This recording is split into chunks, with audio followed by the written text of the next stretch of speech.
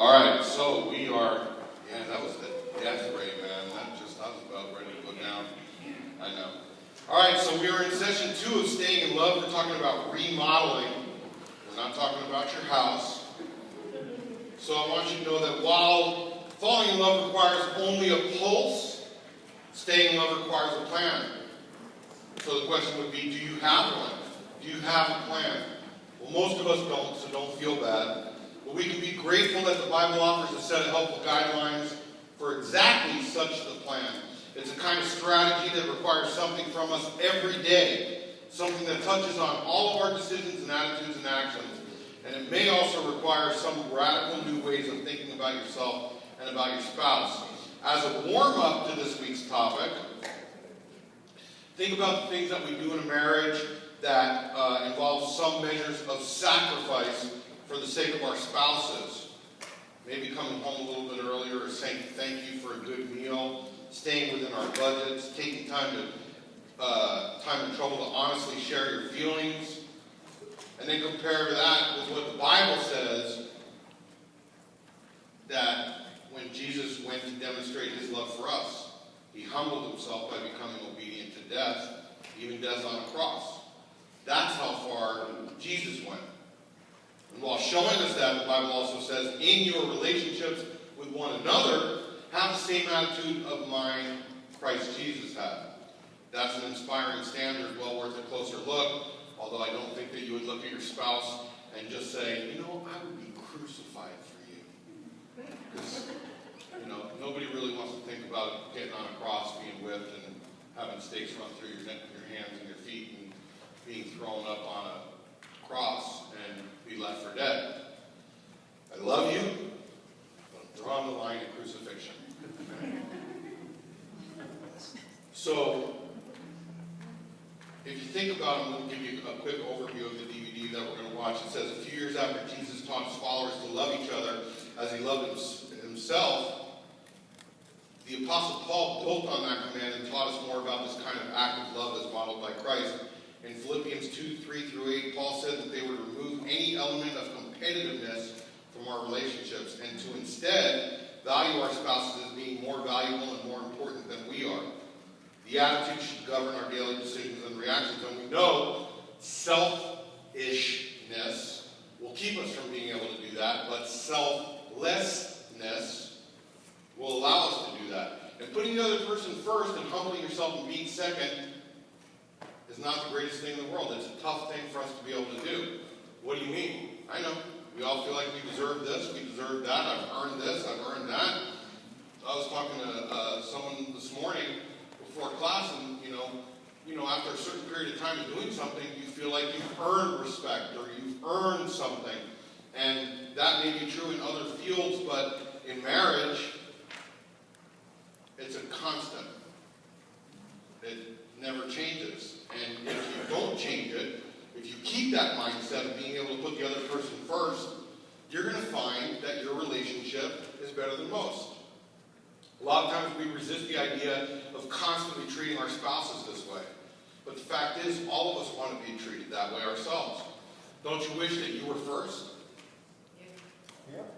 Erica said yes. Frank said yes. The rest of you are like, well, they're sitting right next to me. I can't really say I want to be first because then they think I'm being selfish. But of course you want to be first. You want that other person to do everything for you.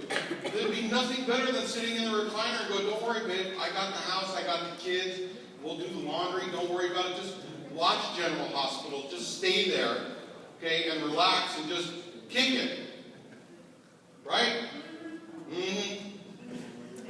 And the man, nothing better, babe, I signed you up for NFL ticket. I just want you to stay in your chair and you can sit and just watch every game, and I'll bring you the hot dogs wrapped in the pigs in the blanket thing, and I'll take care of that. I'll take the kids out of the room so they don't bother you, so you don't miss a call that a referee makes.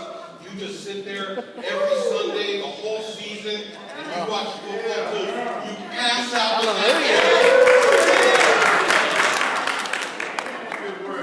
Wake up, guys. Wake up. Okay? That ain't happening. Okay? If you got a woman like that, she's leaving you because you're You're going to be so mesmerized with the TV, you're not even going to realize that she packed up everything, took the kids and left, okay? Along with your bank account, so knock it off, okay? Wake up. Paul goes on to say that we're to give focused attention to whatever our spouses are interested in, even if it holds no interest for us. So now I got to put the other person first, even if I don't care for what I'm doing. I've told you before, Claudina loves nature, loves to go on walks in nature and just, it's dirt and it's weeds, but it's nature, and let's just go walk. And I mean, I'm the first one to admit, okay, I don't mind walking, but upstairs maybe. That's or to the fridge or something like that. I don't want to go for long walks. I mean, go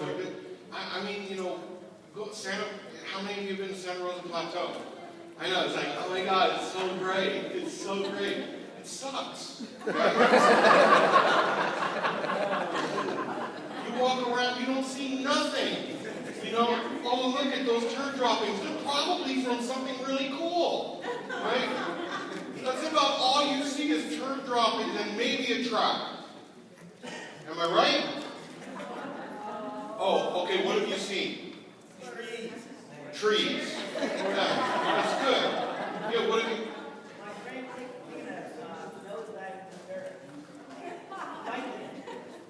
Yeah, that's more exercise. You don't... I'm still not interested. Okay? The bottom line is she doesn't enjoy doing it, but I do it because I know that she likes it. I'm sure I don't do it as often as she would like it. Then again, she doesn't go fishing with me as often as I like it, so we can stay on that one all day long. Well, we're supposed to approach all of our relationship in the same way Jesus approached his relationship with us. This gives us an entirely new way of relating to our husbands and wives. For example, whenever Jesus was, he was always the most important person there, yet he never leveraged that for his own advantage, even though he had every right to. Paul says that that's how we have to relate to each other. We're not supposed to demand our way, but instead we're supposed to be mutually submissive. And then looking again at Christ's example, Paul describes how Jesus made himself nothing, or emptied himself, as some Bible verses express it, by taking the very nature of a servant. In his life on earth, Jesus didn't demand to be treated as God, but instead to serve others. And he carried out this principle all the way until he died on the cross, all for the sake of a relationship with us. Jesus knew he couldn't have it both ways, and he couldn't hold on to his rank in heaven and yet also gain a lasting relationship with us. He knew that our forgiveness from sin was our greatest need, and he gave up his rights and his priorities to be able to meet that need for us. In the same way, we can't have it both ways in our marriage. If we hold on to our rights and what we think we deserve, hear me, we sacrifice quality and intimacy of our relationships. Instead, we need to adopt the same attitude Jesus had, because that's what facilitates deeper love and dedication to marriage. Put the other person first. I know. Difficult. I know. Takes a lot. But the more you do it, the easier it becomes. Some guys would have that attitude, well, doesn't that make me a wimp? Doesn't that make me whipped? If I'm always putting my woman first? No. That puts you in a better position than most men. So, if you want to walk around with that attitude, it's like, if your guys tease you because I got to go, bro, because I told my wife I'm going to help. And, oh, you got to go. She snapped her fingers and you just run. It's like, how's it at your house, bro?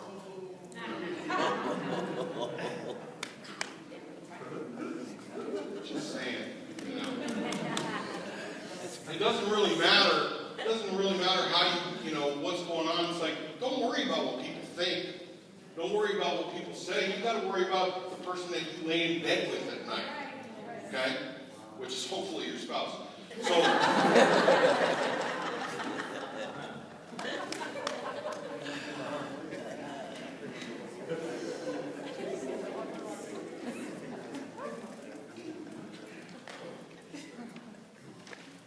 I can't worry about what people say, what people think, what people do. When we first got married, I would have that attitude.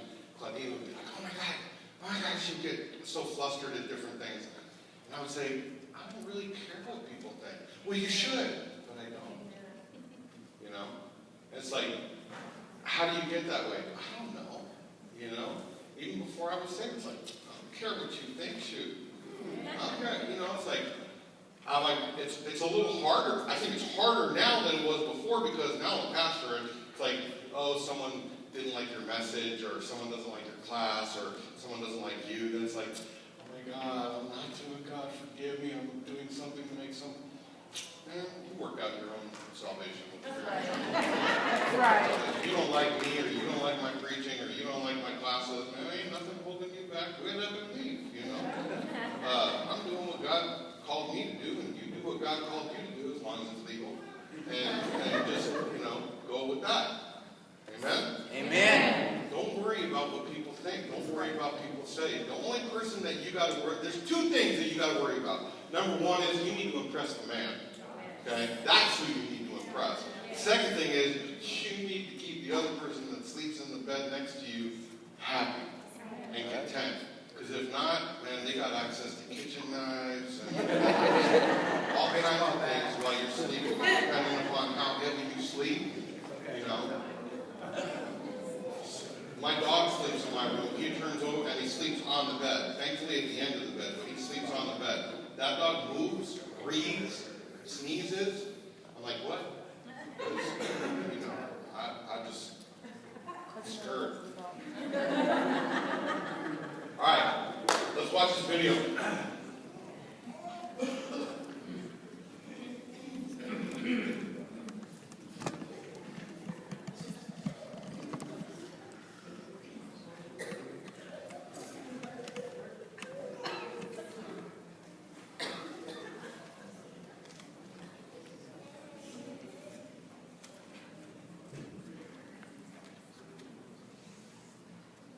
If you have your Bibles and want to follow along, I'm in the book of Philippians. If you just want to follow along on the screen, that's fine. Or if you can't find Philippians, it's a little challenging. Philippians chapter 2. These are some very complex verses that theologians love to talk about, argue about, and dissect, and come up with all kinds of theological, ideas and nuances too. We're not going to make it complicated because Paul's intent and what he wrote is obvious.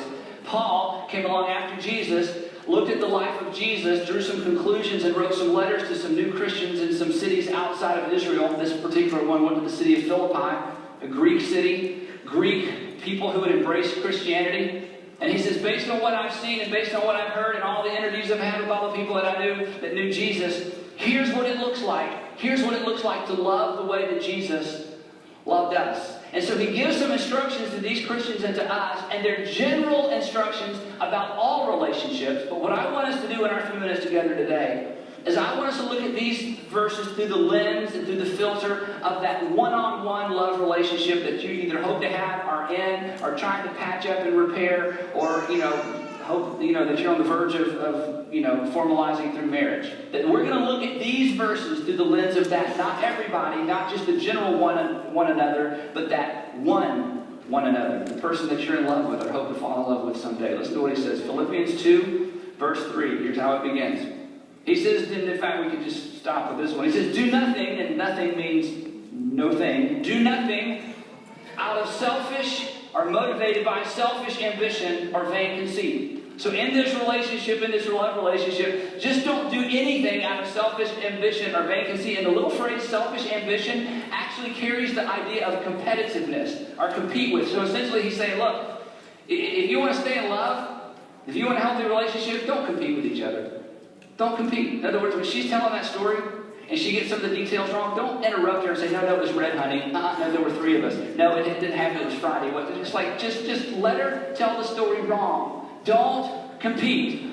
Don't compete with him. Whatever there is that you have unnecessarily because you're feeling a little insecure or whatever your issue is, he says, look, don't just remove all that. Just remove all that. Do nothing out of selfish ambition or in a competitive spirit, but rather, or vain conceit. And then he goes on and he gives us the opposite. And this next phrase is the point of the message.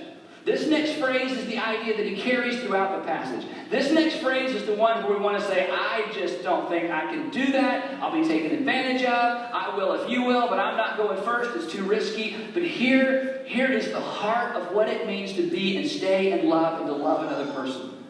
But rather in humility, or literally in humility of mind, he's talking about an attitude. He's talking about a decision. This is an internal thing that I'm going to live out in my life.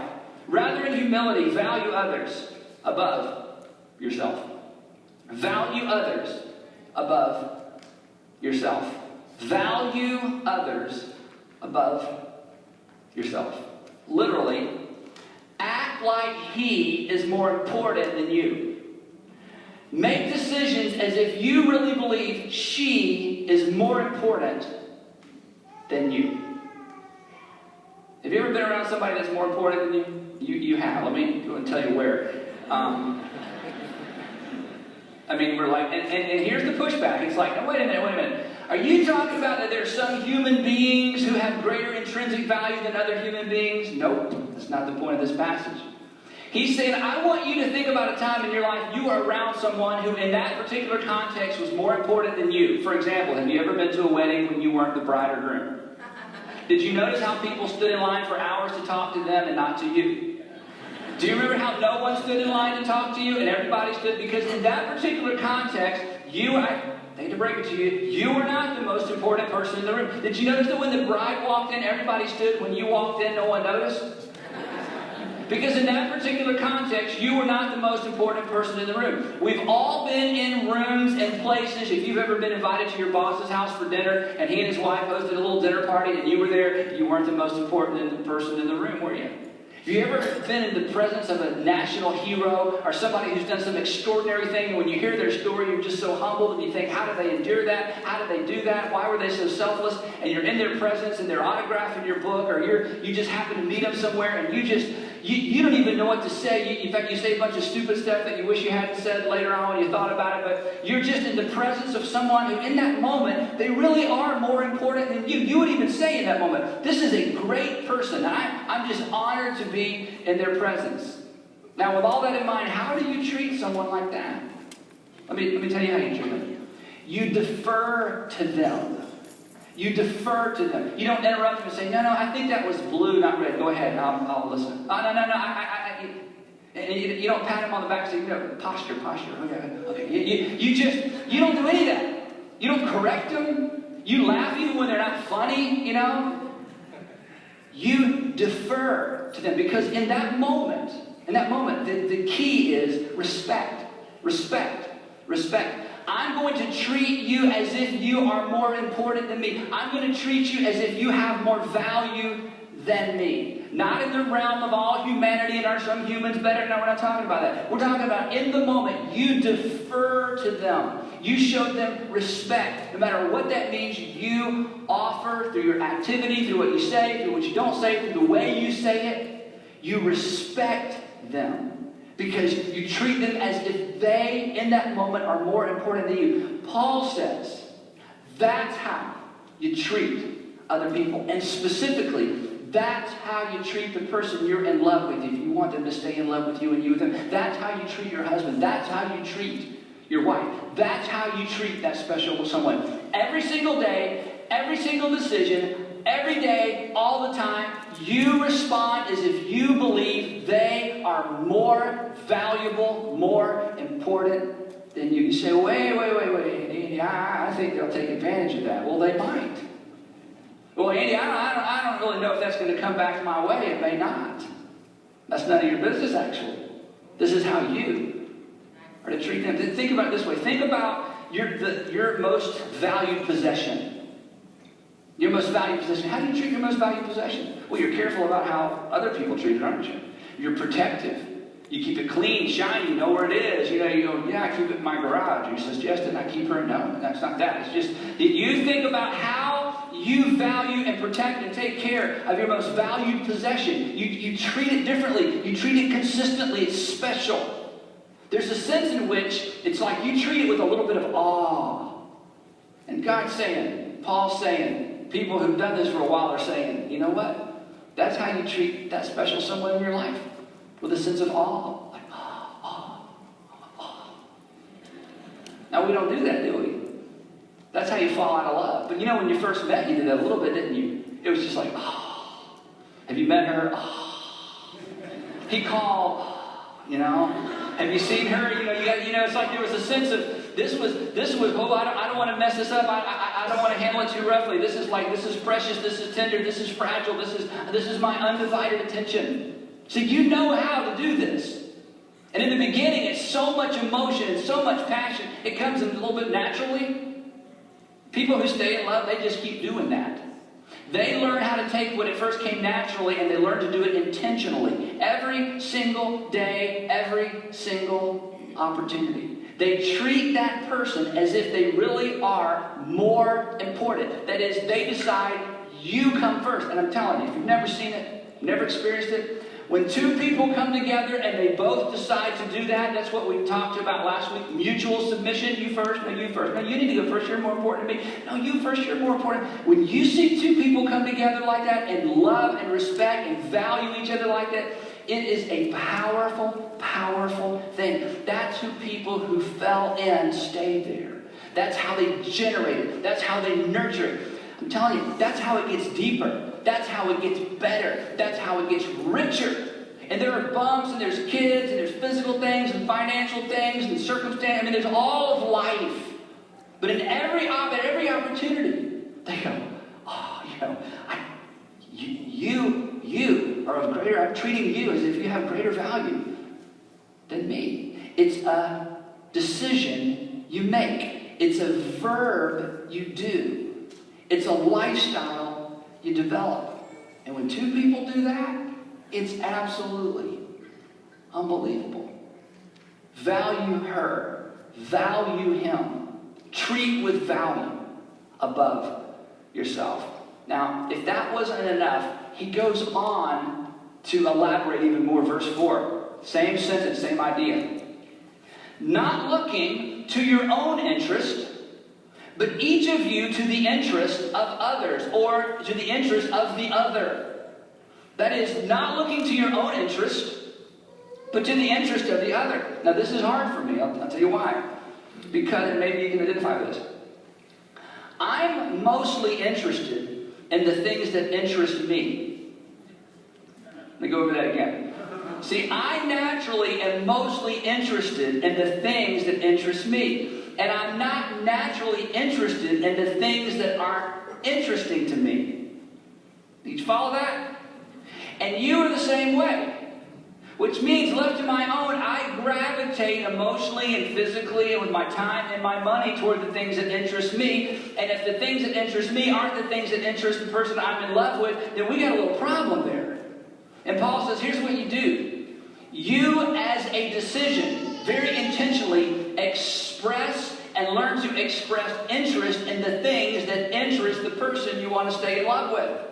Now, I have a little test right now going on in my life, because for years, Sandra has wanted to have a garden, and I've not wanted us to have a garden.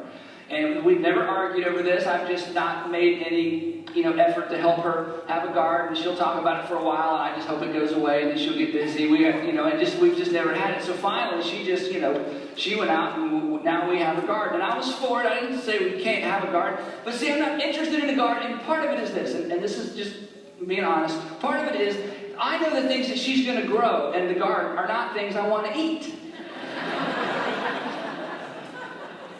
I discovered, when I thought we were going down this road, coffee beans grow on trees. And we're in the wrong climate. So why would we want to have a garden if we can't even grow coffee? What are we going to... So there's just nothing about the dirt. And plus, here's the other thing. See, if she carves off some of her spare time, which she doesn't have a lot of, and invests it in the garden, guess who doesn't get that time? So I don't know about the garden. I mean, it's not even that I'm not interested. It's that it might interfere with, her priority, right? Who she's supposed to be loving, right? I mean, this plus nothing simple. It's just going to be little, but who knows the next thing? And we got like green machinery. I mean, I don't know where this goes. And all of a sudden, I'm feeling a little threatened. I'm feeling a little bit left out. And I don't want to eat any of that stuff anyway. So then I have a decision to make. Am I going to love me? Am I going to talk her out of that? Am I just going to ignore it and hope it goes away? When there's a problem, am I going to go, it's your garden, I'll be over here reading the Bible. You be out there doing the garden,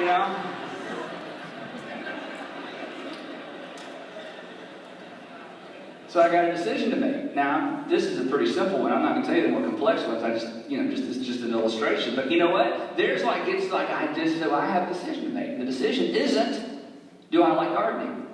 The decision isn't, am I going to eat those vegetables? It's bigger than that. The issue is, am I going to look to her interest or only mine? And I asked her if I could use this as an illustration. She said, yeah, because then you'll be accountable. But it's that. Am I going to put up with? Am I just going to listen with one ear to your interest because they're not my interest? Or am I going to discover what you're interested in and then move in that direction? That's what you do when you want to stay in love. You don't put up with their interest. You find a way to become interested and express interest in what they're interested in. It's so funny to me sometimes when I ask women what their husbands do. And, every once in a while I get these answers. Like one time I asked a lady, I said, what does your husband do? She says, it has something to do with wires. That was it. I'm like, she didn't even tell me the name of the company. It has something to do with wires. I said, really? And that's about all she knew. And they've been married a long time. I'm like, that's all you know about it? It has something to... I'm thinking, okay, you need to at least have a better answer than that. That was awful, right? Again, you want to stay in love? You learn to get out of your comfort zone a little bit, and you learn to express interest in the interest of the person you're in love with. Now, you know what's interesting? You know how to do this. You know how I know? You know how to do this because when you fell in love, you found out what they were into, and suddenly, temporarily, you were into it. Oh, I love to run. You've never run in your life. Oh, I'm a runner. I run. Oh, yeah, I run. And you went to your friend and said, do you have any running shoes that look used? I cannot go out there with brand new. It's like all of a sudden you're a runner, right? I love to fish. Oh, yeah, fish. Dad, fishing. Give me a, I mean, right? We do that. Love to meet your parents. Where do they live? It's like, we do that. We know how. But then once we're in, we forget that we have to stay there. But you want to go deep, you want to stay deep, you want there to be real intimacy, then you do this. You decide you live as if they're more important than you, which means their interests become at least as important as your interest. Now, see, all that's so ideal, and maybe you're going, yeah, some other world, some other generation, and you want to just discount that. Now, if you're not a Christian, or you're not sure yet, or you're kind of the whole Jesus thing you're not sure about, or you had a bad experience in church, at this point, we kind of go in two different directions, but I'm so glad you're here to hear what we're about to say, because at this point, Paul kind of reads our mind. It's like he's saying, I bet they're reading this going, nobody does that. That is so extreme. Who's going to do that? And so he takes us now to the part where Jesus said, love one another as I have loved you. And Paul says, let me kind of illustrate the way that Jesus loved you, because that's the model. It's not the way your mama loved you, or your daddy loved your mama, or your grandparents loved each other, though again, they may have been great illustrations. He said, here's what it looks like. Here's the model. Verse 5. In your relationships with one another, and we're talking about that one another, that special one another. In your relationships with one another, have the same attitude. Have the same attitude of mind Christ Jesus had. In other words, he says, I want you to approach your relationship with the person you're in love with the way that Christ Jesus approached his relationship with you. Same perspective. This is a command. Verse 6. Who, talking about Jesus now, who, being in very nature God, like he was God, like everywhere Jesus went, he was God, did not consider equality with God something to be used to his own advantage. This is huge. See, you show up in the relationship and you think, well, I'm at least 50% of this thing. I at least should get 50% attention. Like, I'm at least as good as him. I'm at least as good as her. I'm at least as important as him or her. So I have certain rights. I can demand certain things I should get out of this, kind of thing. And Paul says, okay, let me tell you what the model is. Here's Jesus, who was in very nature God, and yet not one single time in his earthly ministry did he push the I'm God button. Hey, did y'all slide over? We'd like to have those seats. I'm here with my guys. I'm Jesus. Yeah, you guys slide over. We want the front row. We like that table. I'm Jesus. Okay, Jesus. Okay, right. Okay, so we don't even need to order food, but we're here to help you out. So we want that table. Right. Never in his whole ministry did he leverage who he was for his own sake. See, I'm tempted to do this all the time. You're tempted to do that all the time, right? Because you were there first, and don't they know who you are? And, didn't you bring all the income into the family? I've raised those kids and I birthed those kids. We all got leverage points because of who we are and what we've done. Paul says, okay, I want you to follow Jesus, and here's what Jesus did. He was more important than everybody else in the room. Every time he showed up in the room, he was the bride. Every time he showed up in the room, he was the hero. Every time he showed up in the room, he was the celebrity. He was the rock star. He was the writer. He was the singer. He was the business guru. He was the owner of the company. Every time he showed up in the room, he was the most important person in the room, and he never leveraged that for his sake. That's the model. He goes on. Verse 7. Rather, he made himself nothing. Literally, and in other translations, it says he emptied himself. Everything he had come into him, rightfully, all his rights, all the respect that he was owed, all the attention due him, he emptied himself of all of that. He emptied himself. He emptied himself. You know what we say in our culture? She's full of herself. He's full of himself. 2,000 years ago, Paul wrote, he emptied himself. That's the model. He made himself nothing by taking the very nature of a servant, being made in human likeness. And he didn't have to do any of that. And why did he do all of that? What was he up to? What was the point of that? Nobody made him do that. Verse 8. And being found in appearance as a human being, check this out. He humbled himself. He made a decision. This is a verb. He humbled himself. Nobody else humbled him. He decided to place himself under. He decided to submit. He decided to subordinate his will. He decided to humble himself. And guess who he humbled himself to? You and me. He humbled himself by... In other words, what did this look like? What did he do? Did he start coming home earlier for dinner? No, it was bigger than that.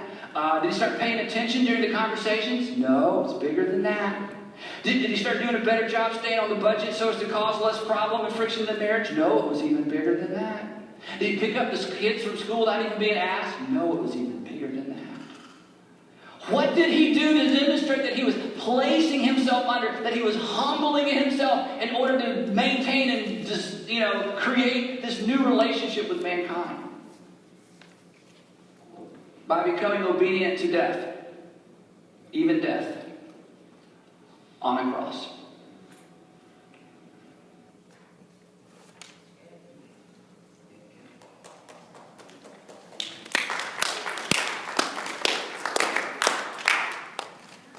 Good stuff. Okay, before we get into the lesson, just want to let you know, how many of you are not or have not liked the Fusion Facebook page? Okay? Robin Reimer is the only one, so we'll just, I don't want to call you, well, I just did, sorry.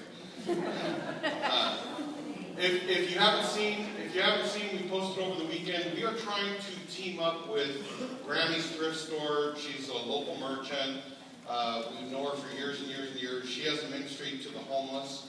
So we are trying to put together 250 hygiene packs, which consist of washcloths and toothpaste and all that kind of stuff. So we posted a needs list on there, and we've already gotten some donations in, but we are passing around a clipboard that shows the needs. And listen, no pressure, okay? If you can commit to something, great. If you can't commit to something, talk to somebody that can commit to something. Because this is something that we want to come alongside once we have everything together. I mean, we put it out there, we just wanted to do 250. I think we got 500 razors today. So razors are done. We already got razors taken care of it. We got a good dent in some other places, so we're on our way. So if you can't help, if you can shake somebody's tree that can help, you know what I mean, in a Jesus Christ kind of way, then make that happen, okay? So we're passing around that thing. And remind me, before I let you go, that I have some dates for you. Not the kind that you're thinking. Some actual dates that we do something, not someone to go do something with. All right, so question number one, and we're going to process through these really quick. So as you think about the marriage of people you know, in what ways have you seen selfish ambition or competitiveness occur between the husbands and wives? What seems to be the cause of this? Let's just put it this way. How many of you have seen selfishness and competitiveness or selfish ambition between a husband and a wife before? If not yourselves, okay? So, with that being said, what seems to be the cause of it? What is the cause of that, Ozzy? Huh? Pride? Selfishness? Well, it's amazing. Those two words are like the answer to everything. It's the amazing answer. Yes. Huh? Me. No, you. Yes. That's what I said. Yes. I'm agreeing with you. It's all you, Frank. Yes. Huh? Greed. Okay. Entitlement. That's good. Yes, Monique. I'm sorry? Control issues. Okay. That's good. Did you have your hand up? What? Insecurities. That's also good. That's a good one, huh? If Erica says that's a good one, it's a good one. Okay? In Philippians 2, we're told to humbly value others above ourselves, to actually see them as being more important than we are. Why is that so hard to actually practice, and how can we get over the difficulty of it? Why is it so hard? All the same answers that you just gave. Pride, selfishness, entitlement, all of those things, same answer. Would you agree? Okay? How do we get over the difficulty of it? How do you get over it? Yes? See them through Jesus' eyes. See them through Jesus' eyes. Jesus' the eyes of Jesus. Jesus' eyes. Yes? What? Learn to sacrifice self. Sacrifice self. Anything else? Yes. Hold each other to a higher standard. I like that. I'll give you another term for that. How about accountability? You know, hold each other accountable. And I like what you said, and I'm not saying that it's not a good answer. Sometimes people will, you know, I don't know, maybe holding it, you know, if I told Claudina, I'm going to hold you accountable for that, that might come off harsh. So, yeah, I'm going with your answer. Never mind what I said. But if the standard, Brian wouldn't like that at all. Yeah. but if the standard is set too high, I'm sorry? if the standard is set too high. Yeah, you got to be careful about where you set that standard. Yes. Become a servant. Become a servant. Yes. He stepped right in front of you, Robin. You can smack the back of his head. Erica does it all the time. It has to be something that you agreed to do with each other. You can't hold someone accountable and the other person not be held accountable. Very true. Very true. That's good. Anything else before I move on? Moving quick. Yes. Imagine life without one's spouse. Yeah, that's For some, that's good. Hey, we didn't hear over here. They said, imagine your life without your spouse. And I said, that's good for some, and for some, it's like, I think there's some people that imagine that every day, what it would be like without their spouse. But on the serious side, that's a good answer. That's a good answer. Because, you know, the bottom line is, you know, after you grow accustomed to somebody, we all know that once you get, you know, a little bit older and you start thinking about mortality, it's like, man, you don't want to die alone, right?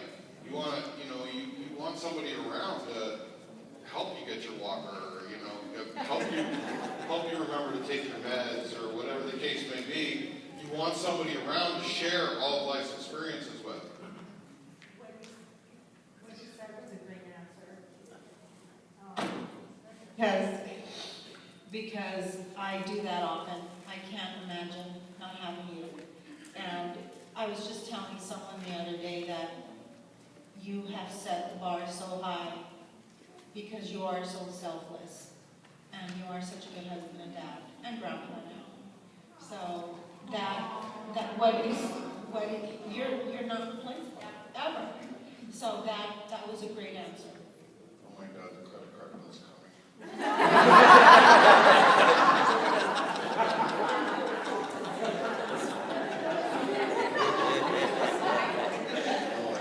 know the credit card bill's coming. But thank you. I love it. All right. Oh God, I got chest pains. All right, how important is mutual respect in a marriage, and what are some practical ways it should be demonstrated? How important is mutual respect? I hear a lot of mumbling. Is it important? Yes. That should be right up there on the priority list, mutual respect. How can it be demonstrated? Real quick, how can it be demonstrated? How is mutual respect demonstrated? Yes. In a conversation. In conversation. What else? I saw a hand. Yes. Putting their needs ahead of yours. What else? Yes.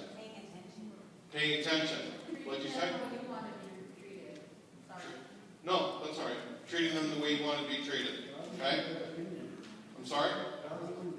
Valuing their opinion. What?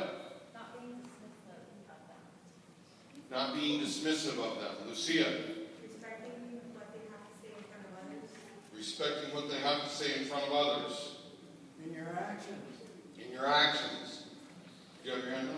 I did. I'm working towards that goal. You know, for some couples it takes a while to get there because you didn't come into the relationship understanding this information or really understanding marriage or what it's like to humble yourself in a particular situation. So not giving up, not looking at the relationship today and thinking that that's where it's going to be in the future.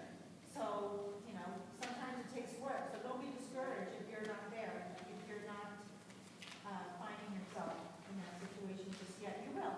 Absolutely. Keep trying. Don't get upset. Just know that you're still working on it.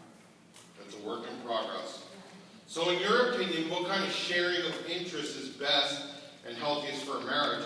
What's the practical meaning of the relational guideline in Philippians 2:4 that we're supposed to look at not only to our own interest, but to the other person's interest? What kind of sharing of interest is best and healthiest for a marriage? Huh? Mutual interest? Well, okay, that may be the healthiest, but what if there are no mutual interests? Then you gotta find something. Okay? Pay attention and figure out what your husband's favorite thing is and get interested in it. Okay. Find a way that you can relate to that interest. Whether it be like, for example, my husband's in cars, he's a mechanic, you know, just asking him questions and getting involved in what he's doing. And that's spending time together. And when we spend more time together and communicate, then it just makes everything easier. Okay, that's good. Yes. I know when I was talking to Tori, I said, we need to find something that we both be interested in together, like nothing, you know, on the, like, it's, we've never, maybe we weren't interested in it before, but we can find something together that we can kind of start together, and it can be an interest that we both build and then learn together.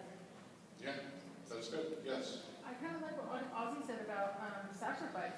If you and your husband have no, vice versa, no interest, same interest, well, best start liking something that he has interest in, so you guys have something to work towards. Okay, that's good. Sacrifice. Anybody else? All right, we're moving on. Why is 50-50 contract approach to marriage so detrimental to a lasting love relationship? And let me just say this, I don't agree with a 50-50 relationship. Nope. 60-40. No, I think it should be 100-100.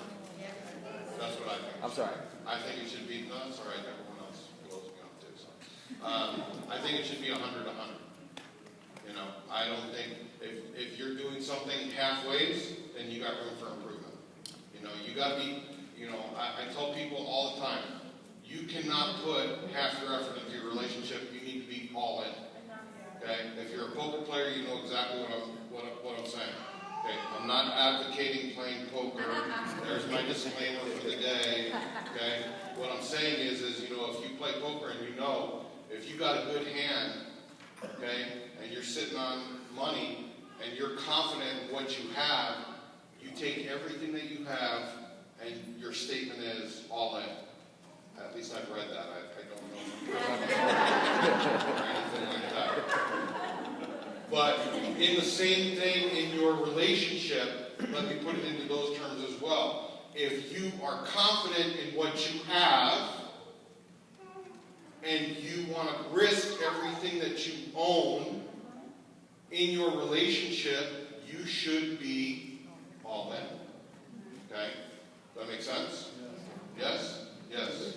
Well, the scripture says, and I can't remember exactly the verbiage, but it goes something like this, that if somebody asks you to go a distance, go further. Right. Somebody asks you to... Someone asks you to take off your shirt, you give them your chones too.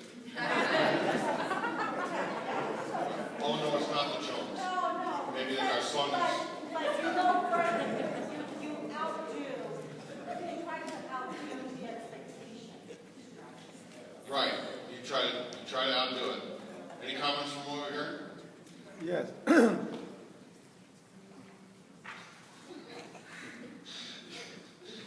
Yes, Ms. Reiner. 50-50 can be detrimental because each person will feel like they've given what they have to give, and the other person has to meet them.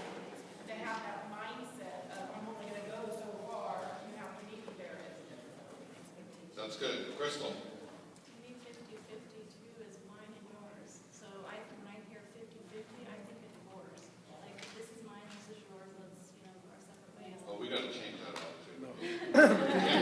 You can't be thinking of divorce. You're a leader in Fusion. You can't. Eric, is everything okay? No. No. 50. No, I like that. I like that. It's got to be a different mindset. Yes, Tula. 50-50 means it's equal. But you said 100. Two people can't be on 100, 200. So the calculation is wrong. 50-50 means it's equal. And a share. Do you If realize, you cut something. Tula, do you realize you just corrected me in front of millions of people on the internet? Okay. And we're not teaching math. We're teaching relational principles. I'm still going with 100 because I think every relationship deserves 200%. No, it's not.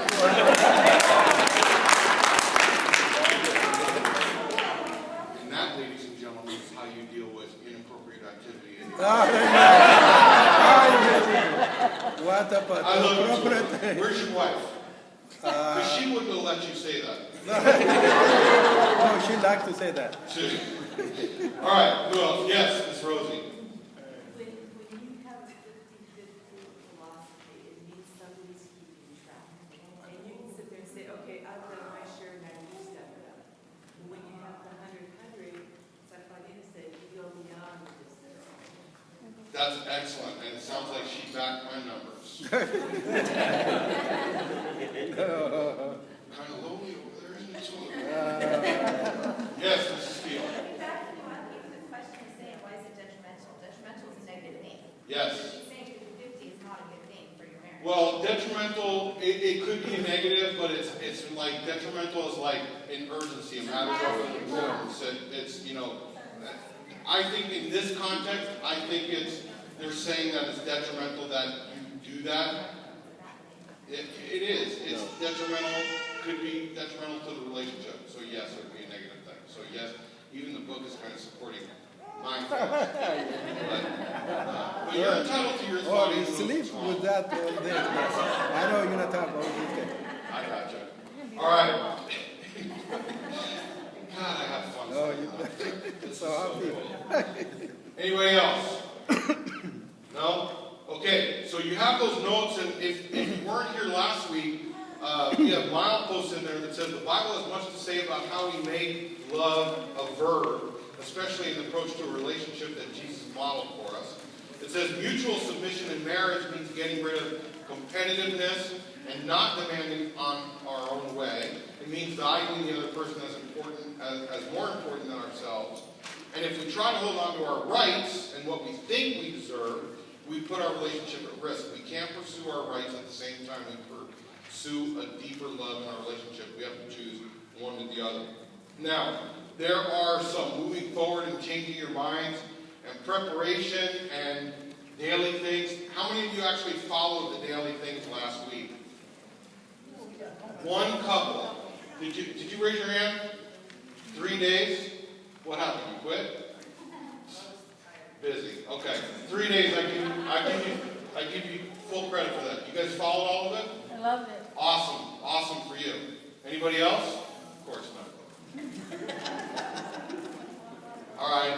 Well, I put it there not just to have extra typing for myself. I put it there as a benefit to you. So try to take advantage of that. Okay? Any questions, comments, or anything about today's lesson? Was it good? Yes. All right. Let me give you some announcements. Really, really important.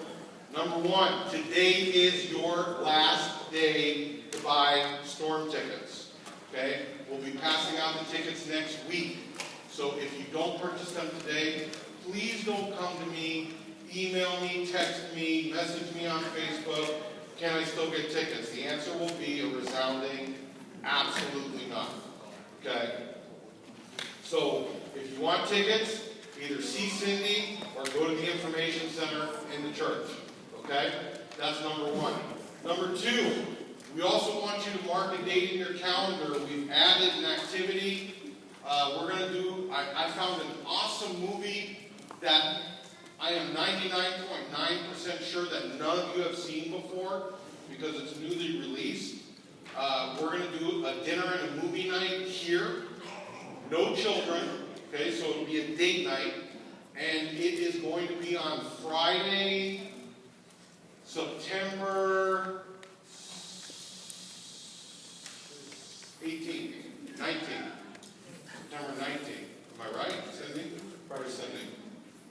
Where's Cindy? The 19th Friday. September 19th, right? You guys discussed that. You guys, leadership discussed that. September 19th. Question? Is there daycare available? No. Okay. No. I said no. What? No. No, there's no daycare. And that would be night care. So, because it's going to be $5 per person. Ask me what we're eating. I don't know yet. But have I ever disappointed you? No. This is years of experience right here. I will get you the best meal for your $5 that money can buy. Okay? I always have your best interest in heart. It's going to be a good movie, I'm telling you. And we want you to be here. Okay? What? Yeah. Surprise. Yeah. Ruben, do you know Gilbert? Well enough to smack him?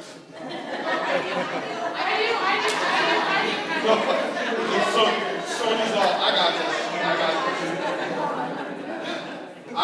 I'm not going to tell you the title of the movie, okay?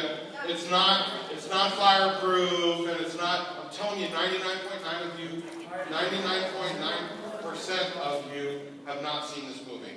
I think it just got released, so I would venture to say none of you have seen the movie, okay? So, now, shit. It's a couples Christian movie. Okay? My God. Okay, hold on, before I forget.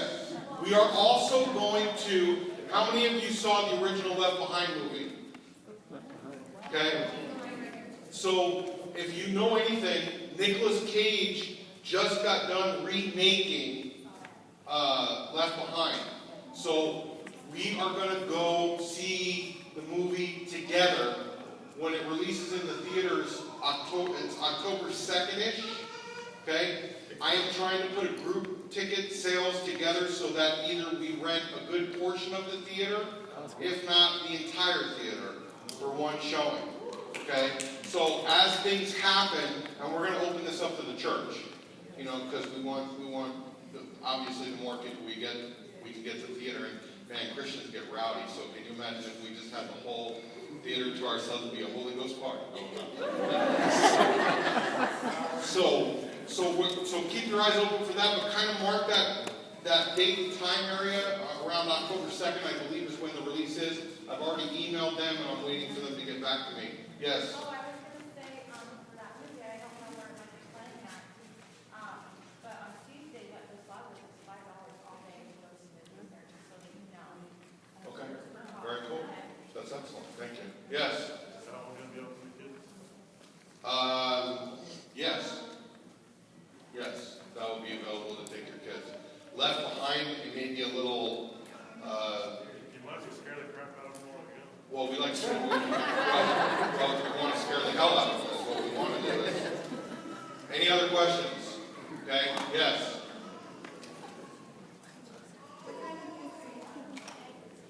Date night on September 19th.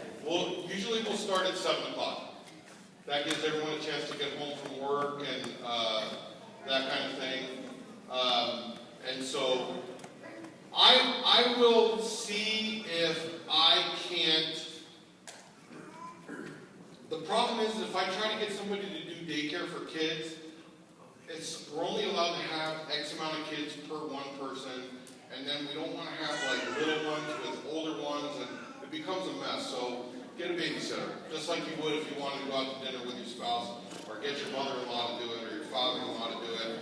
I know I have confidence that everyone can do it. All right, we're gonna take an offering for Fusion. If you want it to go to Fusion, it's got to say Fusion on the envelope. The envelopes you'll find in front of you in the chairs. If you need an envelope, raise your hand. What? Prayer request cards. If you have a prayer request, you can raise your hand. You got an envelope? Okay, it's got to say Fusion on it. If it doesn't say Fusion, we don't get it. Okay, and I'm okay with you making a donation to the church. Not a problem, but if you want it to go directly to Fusion, it's got to say it. Any other questions or comments or anything? Comment? You just have an offering. Comments, questions, nothing? Yes?